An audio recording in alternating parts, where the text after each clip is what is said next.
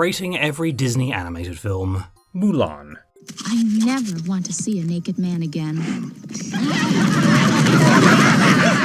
Now, this is actually the Disney film I was the most obsessed with as a kid, and I became re-obsessed as a teenager, rating it the highest of all the Renaissance movies. And then for whatever reasons, I started rating it lower, or considering it not as deep or epic as the others, and wondering whether it was as good as I'd previously hyped it up to be. But now we've come full circle, and I knew from the first 5 minutes that I was going to give it a perfect score, from that beautiful music that plays over the main titles, accompanied by a stunning representation of Chinese ink painting.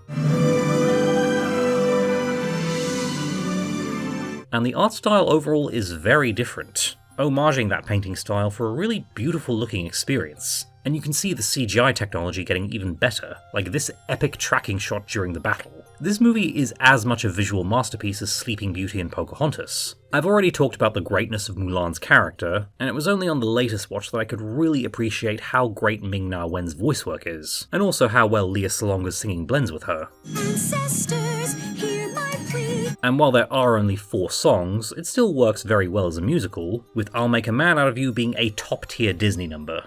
Let's get down to business. The score itself is also what we in the academic field call epic AF, and you all know I'm going to reference this piece. Mushu is divisive as a character, but I love him really. And sorry Jiminy, but this is my favourite Disney cricket. All the side characters are very lovable, with Chi-Fu being a fun asshole to hate, and Grandma Fa being the best. Grandma! No! We stan. I should have prayed to the ancestors for luck. How lucky can they be? They're dead. Chen Po was actually my favourite as a kid. Hell, even the smaller roles are so well cast, with George Takei being a riot, Pat Morita being a perfect choice for the Emperor, and the pioneering James Shigeta conveying a lot with very little. And when it comes to Shan Yu as a villain, I think he's great. Miguel Ferrer's voice work is fantastic, and there's a real menace and mystique about him that works for this kind of movie. The little girl will be missing her doll.